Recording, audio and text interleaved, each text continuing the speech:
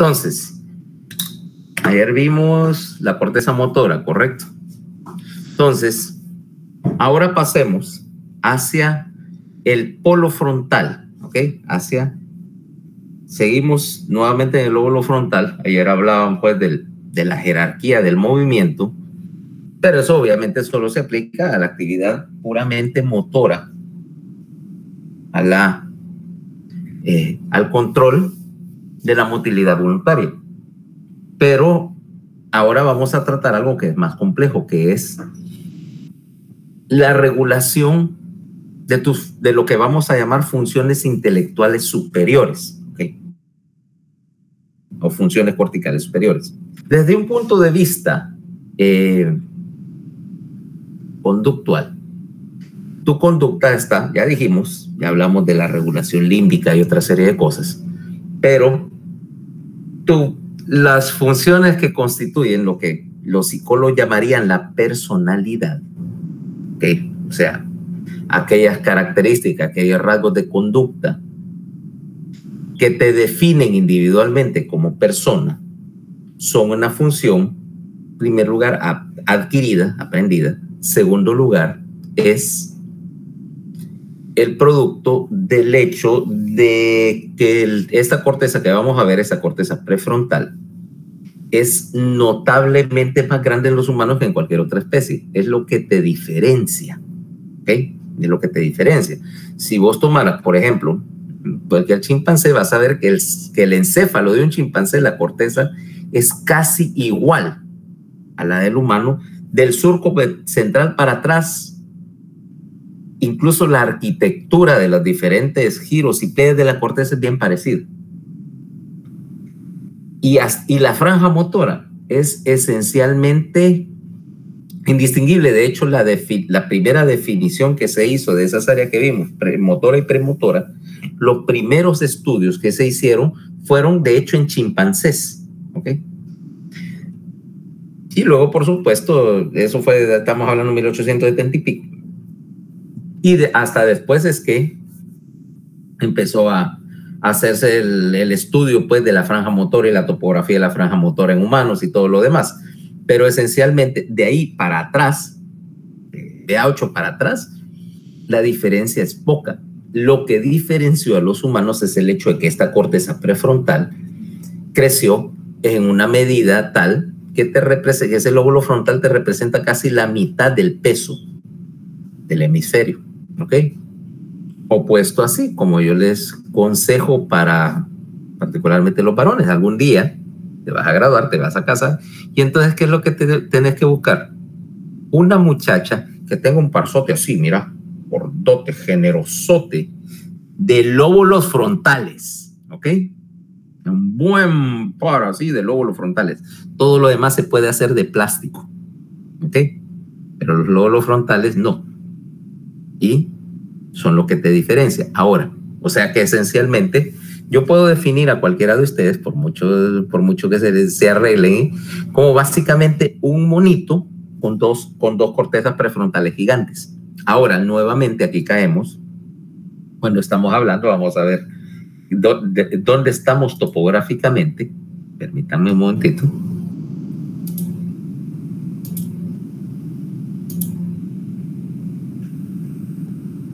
¿Qué pasa?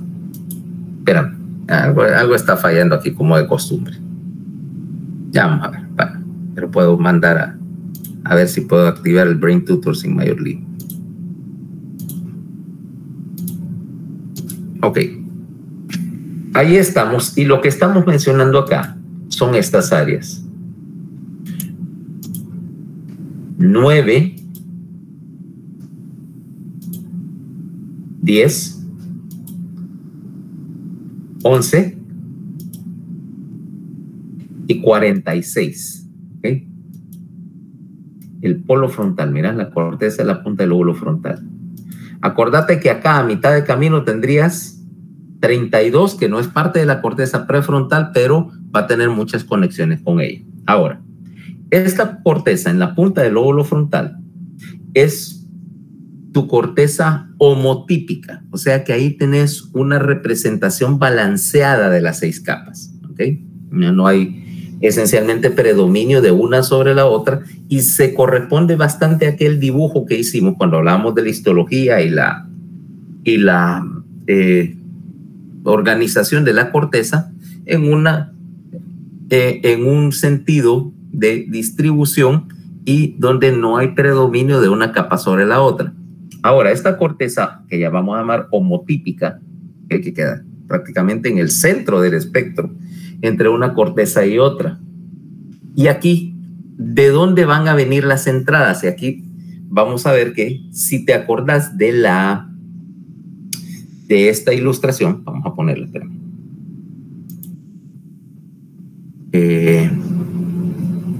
No es esto, perdón. Permitime. ¿Dónde están mis imágenes hoy?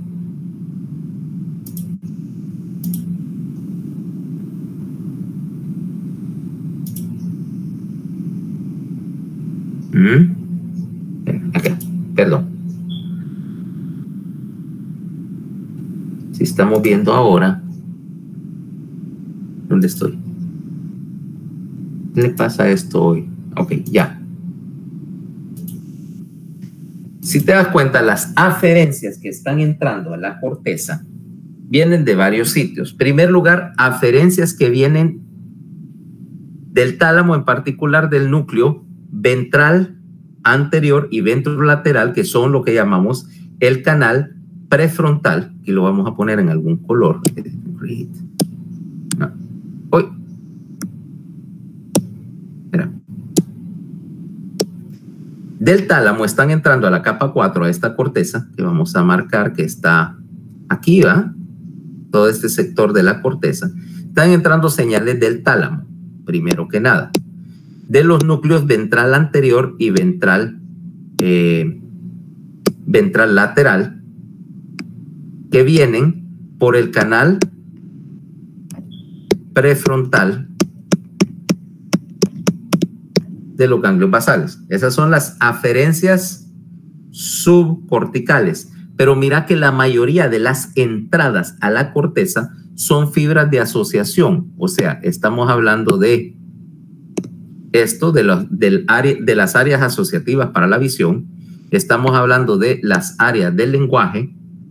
Estamos hablando de la corriente visual ventral. O sea que básicamente estás aquí recibiendo entradas que vienen del lenguaje, de tus sistemas de procesamiento sensorial, aquí de la en particular de esta confluencia de los 3 sistemas sensitivos, que también es parte del lenguaje, por cierto, de las áreas asociativas para la visión, que te están reconociendo objetos en el campo, ¿ok?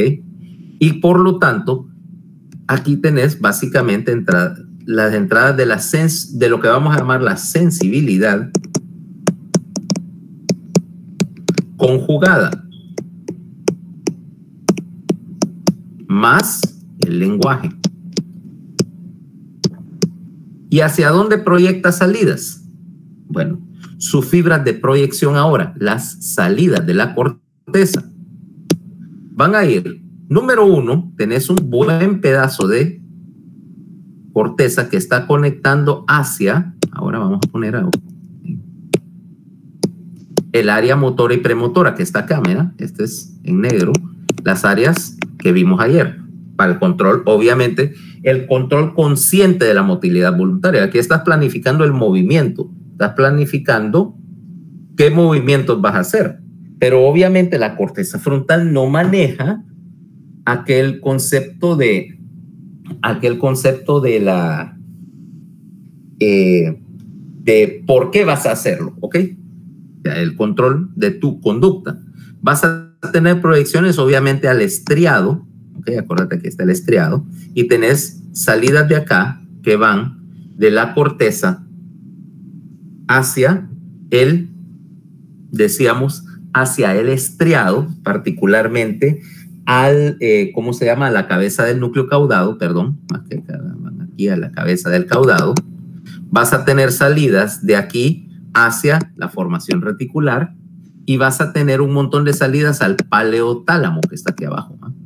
Al paleotálamo, o al arquitálamo, perdón, también, para regular la actividad o la transmisión tálamo-cortical. O sea que aquí estás teniendo esencialmente y una cantidad indeterminada de fibras hacia otro sector de la corteza, porque aquí tenemos el establecimiento de una jerarquía interna en la corteza.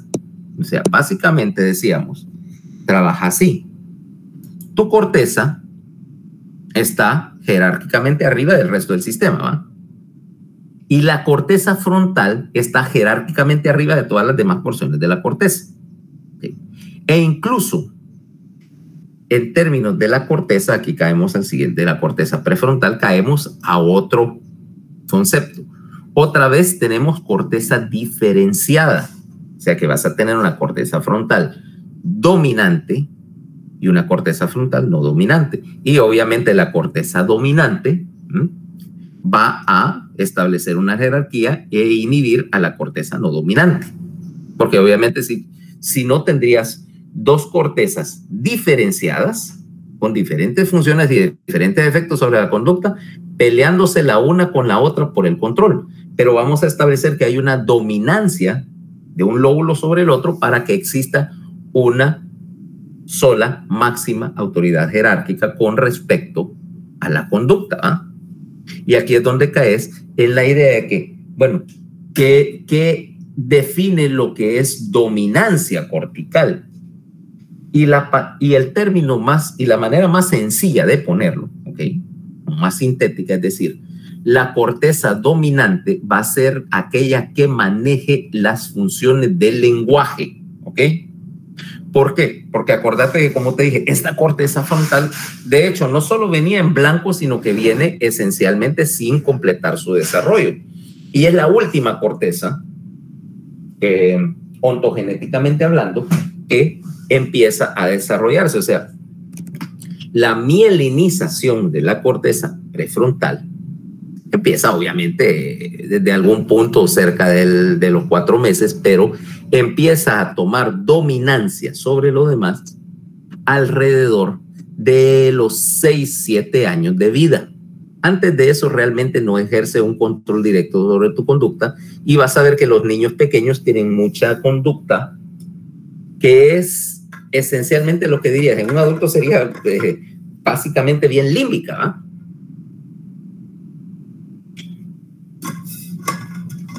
De pequeño básicamente haces lo primero que se te ocurre, pero a partir de los 7 años empieza la conducta de la corteza dominante a dominar tanto a la corteza del otro lado como al resto de la conducta y empezás a tomar, por así decirlo, una conducta más adulta. Ya vamos a hablar en qué sentido más adulta, ¿eh? Y que incluso esa corteza, en el punto en que están ustedes, alrededor de los 20 años, se está terminando de mielinizar, terminando de establecer conexiones. O sea, y tu conducta, obviamente, y ya lo hemos hablado, no va a ser ahorita tu concepto, por ejemplo, de las consecuencias y de los efectos de tu actividad, no es el mismo concepto que tenés ahorita que cuando tenías 14 años, ¿no? Espero. Hay gente que se comporta como que tiene 9 años a pesar de que tienen 75. Yo me recuerdo de uno de mis profesores que literalmente tenía 75 años y se comportaba como adolescente. Y aquí es donde viene una cuestión, ¿va? Con respecto a la conducta. Eso no quiere decir que fuera incompetente. De hecho, era uno de los mejores cirujanos vasculares de cerebro que yo he conocido en mi vida. Era una estrella. Pero no quería decir que no se comportara como un muchacho. Ay, yo le decía, por Dios, pues no maduraste nunca, ¿va?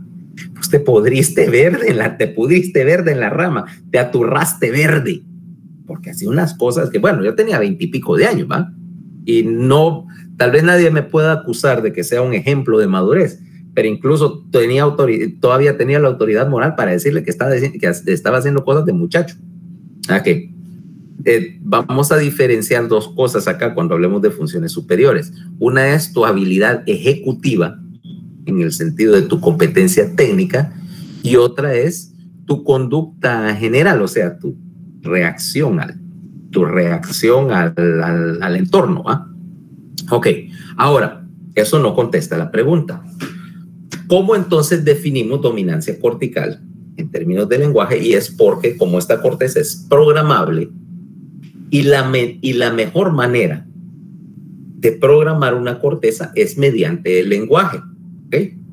De hecho, durante casi toda tu vida te metieron a una máquina de programar cortezas, un aparato o una estructura programadora de cortezas frontales. ¿Cómo se llama ese aparato? Escuela. Escuela.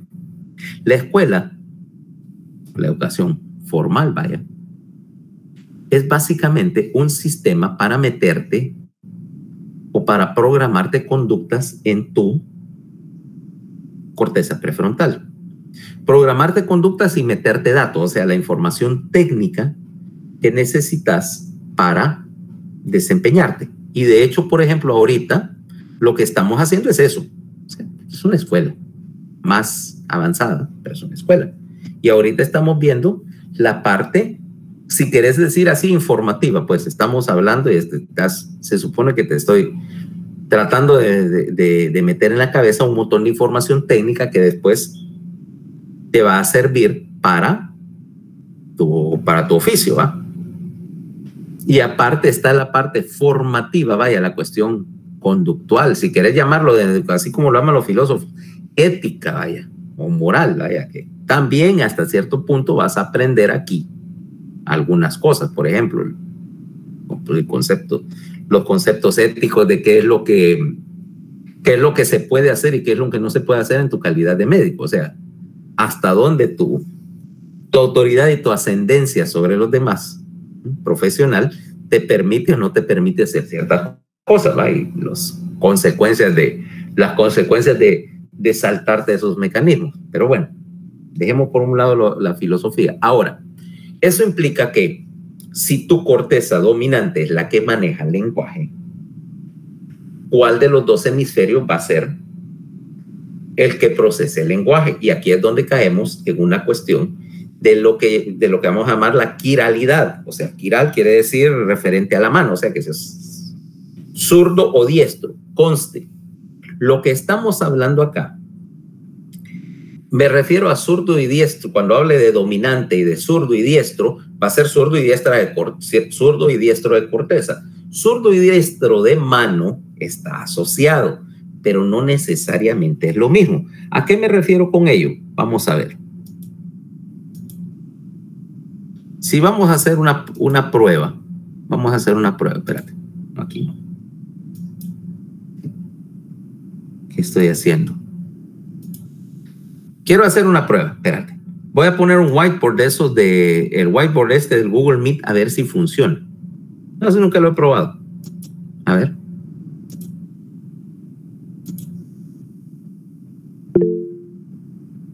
Ahí te debería de salir, creo que un link, ¿va? Sí, para una Jamboard que todos podemos usar. Yo sé cómo se usa, tengo una idea de cómo se usa, solo quiero ver si está funcionando. Ok. Entonces vamos a ver la corteza. Decimos, Doctor, dominancia. Pide acceso. Y a ver, espérate. Eso es lo que quiero aprender a hacer. Dame un momentito. Te envío un link. Ok. Dice SDH, no sé qué. Y al cliquearlo, supongo que entras en él. Ahora, ¿cómo les doy acceso? Solo para, ya que estamos haciendo, tal vez. Tiene, controles, ¿va? Permitir, enviar, encender el video. Pues aquí tengo todo encendido. Compartir pantalla, etcétera, etcétera, etcétera.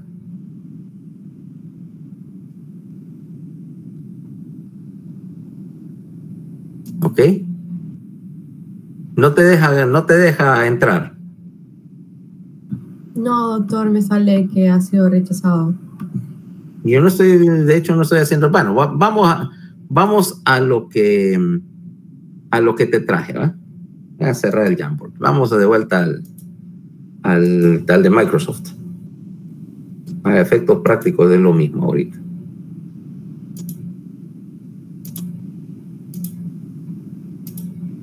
Ahí. Ok. Ahora sí.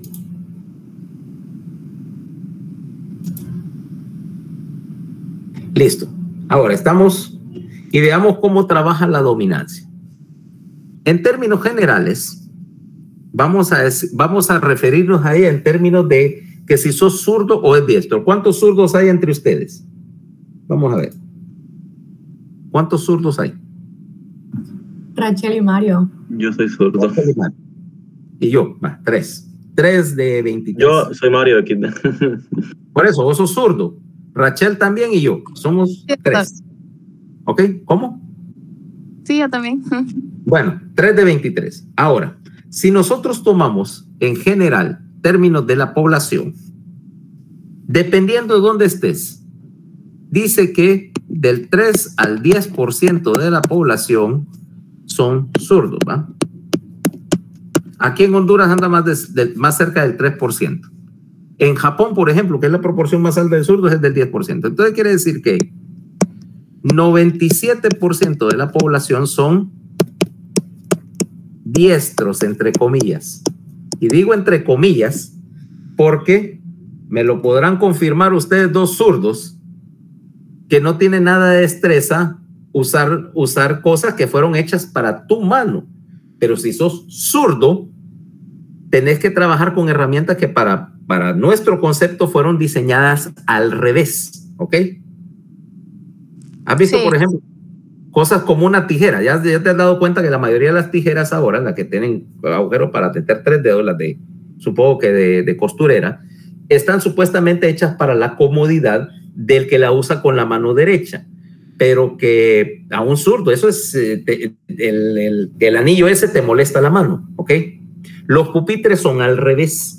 ¿Ah? Los pupitres de la universidad son al revés. A pesar de que tiene que haber un montón de zurdos, la universidad nunca se molestó en hacer pupitres zurdos. Entonces vos escribís de una manera incómoda. Y así por el estilo. ¿Ah? Sí, con el papel de lado. Con el papel de lado, efectivamente. Y el problema es que te acostumbran. Porque yo no sé si en tu escuela había pupitres de zurdos, pero bueno, yo igual trabajé con pupitres derechos y la escuela compró unos y me dicen, mira, aquí te trajimos un pupitre de zurdo, ya estando como en 10º grado. Y yo lo encontraba tan incómodo que regresé a mi pupitre derecho, pues a mí había acostumbrado a escribir torcido, porque la costumbre hace ley, ¿ok? Y de ahí un montón de cosas. De hecho, solo me recuerdo de un imbécil, porque no hay otra palabra para alguien así, cirujano general, cuando yo estaba haciendo mi residencia de cirugía aquí, mi primer año, lo hice en Tegucigalpa. Y había un estúpido, disque jefe del programa de cirugía, que literalmente me dijo que no entendía por qué habían dejado entrar zurdos a la residencia de cirugía, que eso era solo para derechos. Ahora, la venganza siempre viene y es un plato que, como ya sabes, se sirve mejor frío. Cuando ves a este señor comer plomo y cagar fuego haciendo una esplenectomía, ¿okay? Pues cuando haces una esplenectomía, vos entras acá, el vaso está aquí arriba, ¿no? Ya a estas alturas supongo que ya sabes dónde está el vaso, ¿no? Está aquí arriba. Sí, doctor. Vos estás operando desde el lado derecho del paciente, entonces lo que tenés que hacer es meter la mano, siguiendo el diafragma, buscar el vaso y de ahí caminar para abajo, buscar el hilio del vaso, ¿eh? Entonces te vas otra vez para arriba y hay un ligamento que se llama el ligamento espleno, ¿no se llama? Freno esplénico y el ligamento esplenocólico izquierdo, ¿va? Que te amarran el vaso al colon ascendente. Vos tenés que meter la mano, meterte así y agarrar una tijera y cortar ese ligamento para luego jalar el vaso así y lo luxas para la incisión. Así ya lo tenés acá y como ese tiene un pedículo, jalarlo acá, pinzar los vasos y sacarlo. Mira, ver un derecho comer plomo y cagar fuego porque está en la posición más incómoda para él. Entonces está queriendo trabajar con la derecha y el mismo vaso, si está crecido, lo estorba. Estoy yo de residente de primer año con el residente de tercero y él. Y aquello era una jodedera.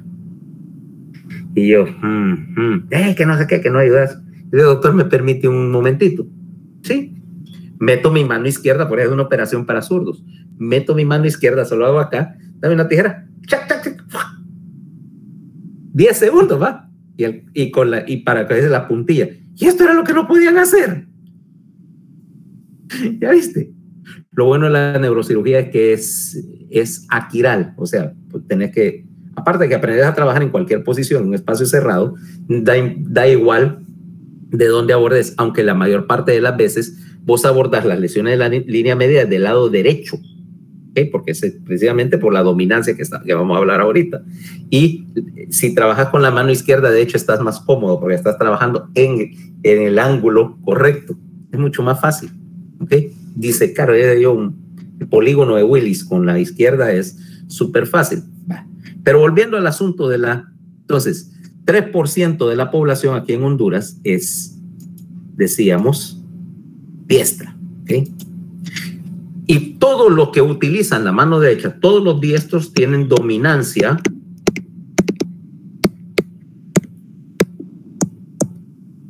izquierda. ¿Ok? Todos. Si vos sos diestro de mano, tu hemisferio dominante va a ser el hemisferio contralateral, el izquierdo. Ese es el patrón, lo que llamaríamos el patrón común, ¿ok? O sea que aquello es ni preguntar. Aquello es ni preguntar, asumiendo que seas diestro de nacimiento y no te hayan forzado a ser diestro, que es algo que espero que ya no estén haciendo en la escuela. Todavía yo tuve esa experiencia en la escuela de maestros así anticuados que vos escribías con la izquierda y que querían presionarte para que usaras la mano derecha, ¿okay? Para que escribieras con la mano derecha, cosa que yo puedo hacer con mucha limitación, no soy ambidiestro para la escritura. Y bueno, que en tiempos anteriores, no sé, en la generación de mis padres, te macaneaban si escribías con la izquierda. Ahora, ¿qué pasa si naciste? Si naciste zurdo. Ahora vamos a ver el 3% de la población, zurdos. De estos 3%, la mitad de ellos, o sea, el 1.5%, son dominancia izquierda. O sea, tienen el lenguaje en el mismo lugar que todos los diestros. De los que quedan, okay, vamos a ponerle acá, corrijamos acá, más que poner mitad en vez de usar fracciones. 50% de ellos, de los zurdos, tienen dominancia izquierda. Más o menos un 40% son lo que esperabas, tienen dominancia derecha. Derecha, o sea que el lenguaje está ubicado en el hemisferio derecho y es el dominante, o sea, trabajan en imagen de espejo, de la mayoría de la población. Y el 5 a 10%, estos son los casos más interesantes, tienen lo que se llama dominancia, ya sea duplicada, o sea que tienen componentes del lenguaje en ambos lados, o dividida. Dividida, o sea que parte de las funciones del lenguaje están en un hemisferio y parte están en otro hemisferio. Ahora, el tener dominancia duplicada quiere decir que tus funciones del lenguaje estarían representadas en los dos lados. Y eso es una pequeña ventaja.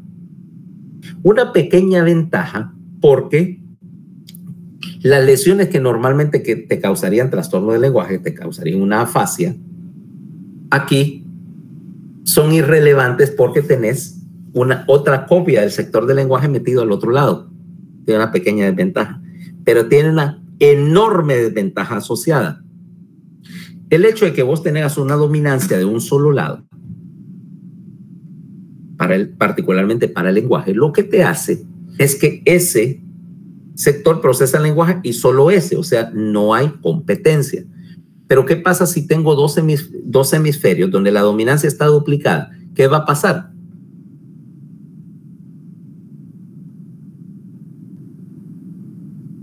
Lo que Se van a necesitar más conexiones. Van a empezar a competir por la dominancia. Va a empezar a competir por el lenguaje y el resultado, cuando tenés competencia entre los dos hemisferios por el lenguaje, es que vas a desarrollar una dislexia perra, de esas que confundir la B, la D, la P y la Q, el 2 y el 5 son lo mismo. O sea, vas a caer, vas a hacer un relajo, vas a ser de esos niños que en la primaria solo pasan en el aula especial, ¿va? Y con un maestro especial, porque sacarte de esa dislexia va a ser una cuestión que va a tomar años, ¿ok? Entonces, lo de tener la dominancia duplicada realmente no es ninguna cosa muy buena. Ahora, el hemisferio, entonces, para efectos de nuestra discusión a partir de ahora, vamos a aplicar aquí una generalización un poco drástica, y yo voy a decir hemisferio dominante, pero si digo hemisferio izquierdo, vamos a asumir que izquierdo y dominante para efectos de nuestra clase son lo mismo, recordando que puede haber excepciones, ¿okay? De hecho, una de las cosas que haces cuando vas a trabajar cerca del área del lenguaje es que tenés que determinar dónde está la dominancia. Y eso lo haces, antes lo hacías con una cosa que se llamaba una prueba de WADA. Canalizabas las dos carótidas, ¿okay? Metías un catéter angiográfico a la carótida y entonces ponías al paciente a hablar, ¿va? A recíteme cualquier cosa, y estabas conversando y le inyectabas ácido orbital sódico, ¿okay? En directo a la carótida para literalmente ponerle a dormir los centros del lenguaje. Entonces, el lado dominante, cuando le inyectabas el ácido orbital, empezaba así, estaba conversando y de repente y le hacías una fascia que duraba unos 5 o 6 minutos, demostrando que le habías sacado de la línea lo del sector del lenguaje. Entonces tenías que hacerlo. ¿Qué dice? Doctor, en el caso de que, espérate, derecho de mano y zurdo de pie, ¿importa la dominancia o solo en la mano importa? No importa, ¿ok? Generalmente tenés un lado dominante y lo usual es que tengas dominancia, el ojo de un lado, la mano del mismo lado y el pie del mismo lado. Pero como la quiralidad con respecto a la mano puede ser variable, no se toma en cuenta. Cuando hablamos de dominancia, esencialmente lo que me interesa es la dominancia del lenguaje, ¿okay? No de la mano y del pie. Si estás cruzado, no pasa nada. Con tal aprendas a usarlo y eventualmente la experiencia te enseña. Yo tengo dominancia de ojo izquierdo, mano izquierda, pero no tengo dominancia del pie izquierdo. Yo generalmente mi pie dominante tiende a ser más el derecho, ¿ok? Y te das cuenta porque los neurocirujanos usamos más pedales que un guitarrista de rock, ¿ok? Normalmente usas 5 o 6. Cuando estás operando, tenés uno que es el del coagulador, ¿ok? El bipolar. A alguna gente y yo uso el otro, el monopolar, el cauterio, con el control de mano, pero hay gente que le gusta tener el control del cauterio en el pie, corte y coagulador aquí en el pie, y cepillo yo lo sé usar, no es mi favorito, pero no tengo problemas con él. Tengo otro pedal que es el del craniótomo, ¿okay? El craniótomo es movido por nitrógeno a presión, entonces aquí tengo el control está en el pie, no en la mano. Tengo otro control, otra pedalera acá, que tiene los controles del microscopio. Si no tengo un microscopio con control acá en los maniguetes, o el control de los maniguetes solo me da que me quita el bloqueo del microscopio para moverlo, pero el enfoque y el zoom están en los pies. Luego, si estoy sacando tumor con un aspirador ultrasónico, tengo otro pedal ahí para el ultrasónico. Y a veces tengo una segunda succión, tengo la succión de pared, que esa está permanentemente encendida, y otra regulada, que es de pie. Entonces tengo 6 ahí para entrenar, y yo lo pongo del lado derecho. ¿Okay? Si me lo pones del lado izquierdo, normalmente tengo problemas, implicando como que tengo un poco más de dominancia de pie derecho. No importa, si sabes lo que está, si sabes usarlos, y la experiencia te enseña a usarlos. Ok, pero vamos al asunto de la ¿cómo se llama? Lo que te estaba mencionando con respecto a la dominancia del lenguaje. Entonces, la idea de que tu hemisferio dominante sea el que procesa el lenguaje, y para nuestro efecto de discusión va a ser el izquierdo, es porque la corteza se hace dominante precisamente porque estás utilizando el lenguaje para programarla y entrenarla para que controle al otro hemisferio. Entonces ahí es donde vamos a dividir las funciones ejecutivas en 2 partes.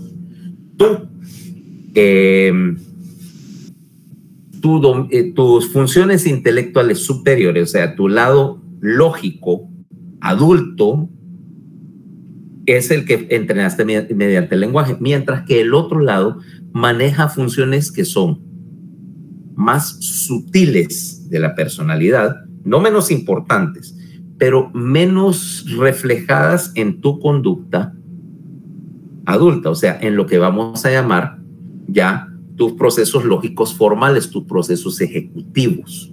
Ahora, ¿en qué consiste esto? Estos procesos ejecutivos son lo que por definición era el caso nos regresa al caso original de Phineas Gage, donde él había tenido una lesión que lesionó precisamente la corteza prefrontal izquierda y sus funciones conductuales se afectaron, pero sus funciones ejecutivas lo hicieron menos, ¿ok?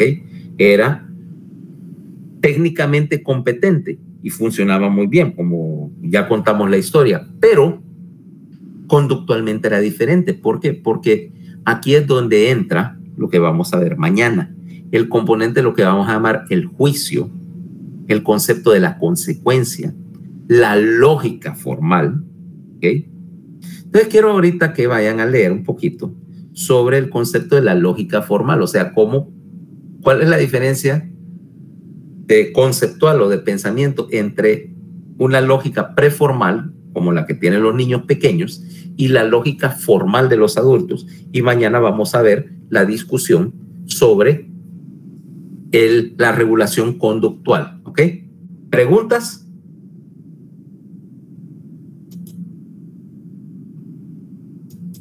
No, doctor, vamos bien. Ok, entonces mañana vamos a hablar entonces de la regulación conductual en el lóbulo frontal, ¿ok? Nos vemos mañana. Feliz día. Feliz tarde, doctor. Bye. Ok, bye.